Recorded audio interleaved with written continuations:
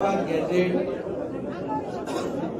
त्यांनी सांगितलं लागू करावं, त्याप्रमाणे सरकारने GR काढला आणि त्या GR मध्ये आज ज्यांच्या म्हणजे त्यांनी कुटुंबी आहेत त्यांनी ॲफिडेव्हिट द्यावं. 3 सदस्यीय कमिटी नेमलेली आहे गाव पातळीवरची, त्याचं व्हेरिफिकेशन करेल आणि ज्याची पूर्वजांची कुठली ना कुठली कशात ना कशात कुटुंबी नोंद असेल त्यांना दाखला मिळेल. दाखला मिळण्याची एक सोपी पद्धत या ठिकाणी केलेली आहे. त्यामुळे कुठल्याही परिस्थितीमध्ये या ठिकाणी इतर समाजावर अन्याय होणार नाही, ओबीसी समाजाचं नुकसान होणार नाही.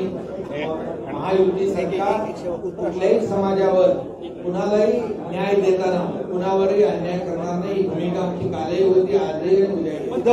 मुख्यमंत्री देवेंद्रजी, मी स्वतः अजितदादा आणि भुजबळ साहेब ज्येष्ठ नेते आहेत आणि त्यांच्याशी चर्चा झाली होती आणि त्यांनाही सांगितलं होतं या GR मुळे ओबीसीला कुठे धक्का लागणार नाही.